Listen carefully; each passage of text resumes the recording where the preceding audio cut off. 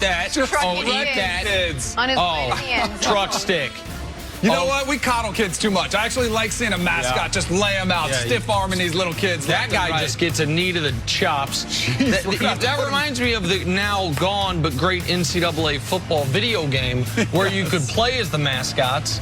That's awesome. I'm all for mascots wrecking regular people. Me too. Especially young kids. Yeah, especially young people. Oh, yeah, you thought this was going to be your big moment, didn't you, little kid? You had to play on the favorite football team's field. Instead, you get beaten by a fictitious bear cat. It. Look, the kid loves it. Oh, yeah. You got no choice. That's awesome. I love that. Those mascots played better than the Bengals in the second half. Yes, they did. I don't know who's playing quarterback for the mascots was better than Andy Dalton. Right. Would have had less interceptions. My God. Okay. I was going to say something about the baseball mascot. You should have gone with it. You should have done it. There's a lot going on. I didn't know you guys were I'll going wait back and for you, forth. Dana. This is my favorite thing. I'll tell you another time. Okay. Nobody cares. Sticking with the Patriots and the Bengals and all the drama leading up to the game. So the Patriots put it aside to beat Cincy behind 2 touchdown passes from Tom Brady. Their defense was back to wreaking havoc, forcing 5 turnovers. And about that drama. Before the game, Fox's Jay Glazer revealed exclusive footage he had obtained of the Patriots filming the Bengals sideline. Take a listen to the Pats videographer being questioned by Bengals security. And this is a piece you're filming on your advanced scout? Yeah. Yeah. Come on, guys. I don't see the advanced scout in this footage. No, it's not. We were trying to get some field perspective. It's my bad. That's not the field. That's why you would think you could take that. I didn't know. I didn't know. I'm sorry. But I can delete this right here for you. Damage is done, my friend. No, it isn't, because we deleted it. Once again, Once it's gone. 22 yards line, 29 yards on the punt. I can't get that. 29 yards. There's no way I can get that footage back. I'm being honest with you. And I don't have a computer to even put it that way. Once this card's, that's it. Yeah, I don't see the advanced scout in any of this video they're shooting. Looks like the Patriots just got busted right there. Multiple times offering to delete the footage. That's not great. Nick, what'd you make? What was your reaction to what you saw there? Well, that's the worst case scenario for the Patriots. What they were shooting, that it wasn't wide of the entire field, which would be against the rules, but maybe you could find a justification for. It wasn't to the field, back to the scout, so you could figure out, like, if it is for what they say it's for, the narrative line of, while he's watching this, he's looking for this. That would be against the rules, but maybe you could find some wiggle room. No, it's close and tight, on the sideline, specifically prohibited, and Jenna, to your point, the videographer saying, no, I'll just delete it. This is the kid that gets caught shoplifting and says, let me just put it back. Not, no, I'm not stealing. If I am to believe the videographer does not know what he's doing is against the rules, then why would his response be anything other than, I'm doing exactly what I'm credentialed to do here, and if you have a problem, you take it up with my boss, Bengals security guy, but I don't answer to you, I don't work for you, and I'm not going back to New England without what I was sent here to do. He does none of it, because in my opinion, he knows he's in the wrong.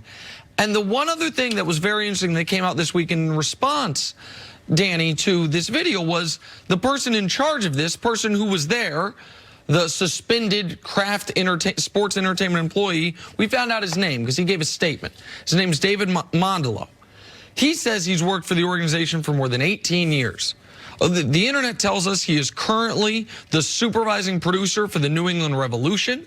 He was, I found a video he did for the team website back in 2012. He was the according to Richard Deitch, listed as the director for one of Belichick's TV shows. I say all that to say this. He knows the rules. He absolutely knows what the Patriots have been dinged for in the past. He knows what you are and are not allowed to shoot. At least I believe he does. And he is not, as the Patriots tried to imply in their initial statement, independent contractors who shot the video. Maybe the actual guy holding the camera was a guy you hired but not the guy part-time, telling him what to shoot. Not the person on the ground whose project this was. That person says he's been with the organization for 18 15 years. And Danny, obviously this is the worst if Belichick is issuing the edict. But even if he's not, there is clearly a culture in this organization of do anything you can to gain any type of advantage, and if you get slapped on the wrist, so be it. If you get your hand chopped off, which is what the penalty for Spygate was, if you get both hands chopped off, which is what the penalty for Deflategate was, keep doing it. And to me, there's no way around it after seeing that video. No, it's as incriminating as it gets for the Patriots right now. You've got the history that goes against them. You've got video evidence now that goes against them that basically shows you exactly what you're talking about. The guy's saying, well, we can just delete it. That's not how it works. I think one of the most incriminating things is a piece that Seth Wickersham wrote. It was a long-form piece, and it was specifically on Spygate. And as much as the Patriots want to deny this, this feels an awful lot like Spygate, the sequel. It feels like it's just the next step in that evolution of events. In this 2015 piece, Seth Wickersham wrote about how they would send an advanced scout, who was exactly what we're talking about now, to opponent stadiums where they would take meticulous notes and video of substitutions, signals, anything that goes place on the sideline.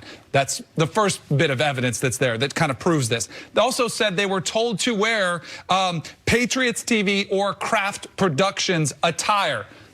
Fits, of course. They're saying, oh, it's just a crap production. It has nothing to do with the Patriots. What were they supposed to say? And they were even given excuses that said, tell them either A, you were filming the quarterbacks or the kickers, or for a TV show.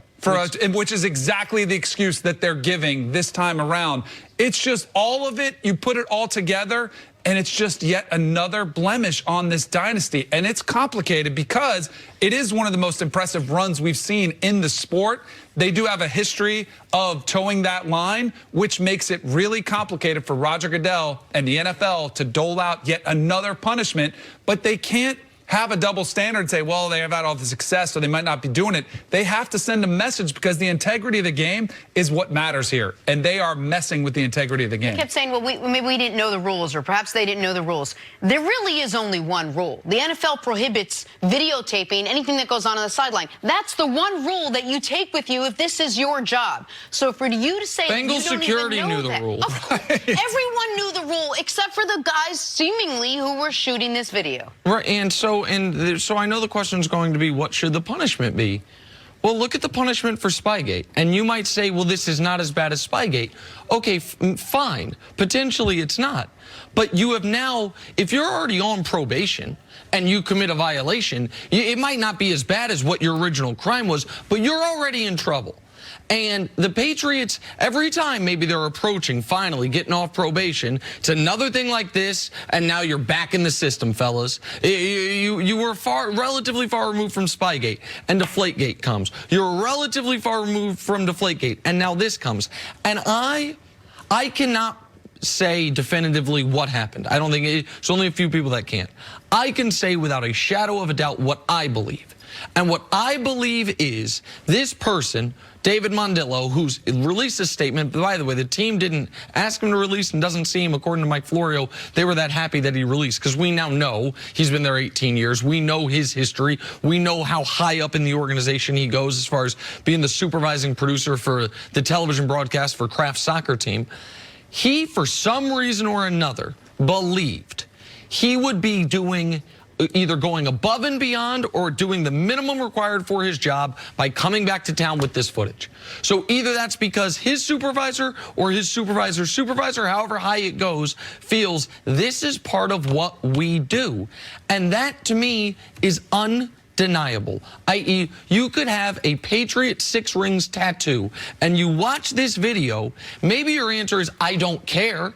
Everyone does it. We're just the only ones who get caught. You can create some mitigation, but you cannot deny what they're doing here and the sole purpose of this. You and I both have radio shows, a Sirius XM, and I've heard some Patriots, the excuses that they want to make, and I'll dispel some of those excuses. One, well, why would we need it against the Bengals? Well, here's why. Because if you have this dossier of this file of every team and what they like to do, well, you have a new coach with Zach Taylor in the Cincinnati Bengals. That file is probably empty and needs to be updated. So that's why they're there. Who's to say they won't be good in 2024? Exactly, which is when this would probably probably come into play. The other thing I've heard is that, well, now that there's communication with a defensive player, signals don't matter. That's hogwash too, because signals absolutely are still in play. Yes, they can voice the play calls in, but there are checks made all the time by other assistants on the staff that are on the sideline, and there's substitute